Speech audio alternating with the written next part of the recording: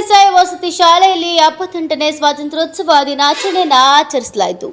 ಯಾದಗಿರಿ ಜಿಲ್ಲೆಯ ಶಾಪುರ ನಗರದ ಮೊರಾರ್ಜಿ ದೇಸಾಯಿ ವಸತಿ ಶಾಲೆ ದೊರೆಗುಡ್ಡದಲ್ಲಿ 78ನೇ ಸ್ವಾತಂತ್ರ್ಯ ದಿನಾಚರಣೆ ಜರುಗಿತು. ಬಾಬಾ ಸಾಹೇಬ್ ಅಂಬೇಡ್ಕರ್ ಗಾಂಧೀಜಿ ಭಾವಚಿತ್ರಕ್ಕೆ ಪುಷ್ಪ ನಮನವನ್ನು ಸಲ್ಲಿಸಿದರು. ದೇಶಕ್ಕಾಗಿ ದುಡಿದ ಮಹಾನಾಯಕ ಅವರ ಆದರ್ಶಗಳನ್ನು ತಮ್ಮ ನಿತ್ಯ ಜೀವನದಲ್ಲಿ ಅಳವಡಿಸಿಕೊಂಡು ತಮ್ಮ ಬದುಕು ಉಜ್ವಲ ಮಾಡಿಕೊಳ್ಳಬೇಕೆಂದು ಶಾಲೆಯ ಪ್ರಾಂಶುಪಾಲರಾದ ಶರಣು ನಾಯ್ಕಲ್ ಅವರು ತಿಳಿಸಿದರು. ಸುಭಾಷ್ ನಾಯಕ್, ಭಾಗ್ಯಮ್ಮ ಪಿ ಪಾಟೀಲ್, ಶಂಕರ್ ಅಳೂರ್, ಚಂದ್ರು ರಾಥೋಡ್, ಸಂತೋಷ್ ಜೋಗೂರ್, ಶಿಕ್ಷಕ ಹಾಗೂ ಸಿಬ್ಬಂದಿ ವರ್ಗದವರು ಉಪಸ್ಥಿತರಿದ್ದರು. Mallikarjun Malkeri, NK64 news bureau, Shapura.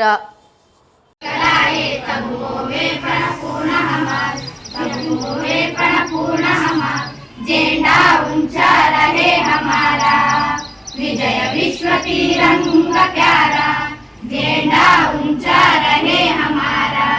विजय विश्व तिरंगा प्यारा, विजय विश्व तिरंगा प्यारा, विजय विश्व तिरंगा प्यारा.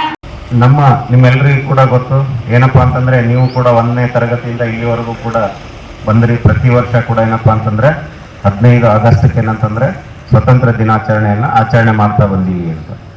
ಹೌದಾ? ಈ ನಮ್ಮ ದೇಶಕ್ಕೆ ಏನಪ್ಪಾ ಅಂತಂದ್ರೆ ಸ್ವತಂತ್ರ ಯಾವಾಗ ಸಿಕ್ಕಿತ್ತು ಅಂತಂದ್ರೆ 1947 ಆಗಸ್ಟ್ 15 ಅಂತ.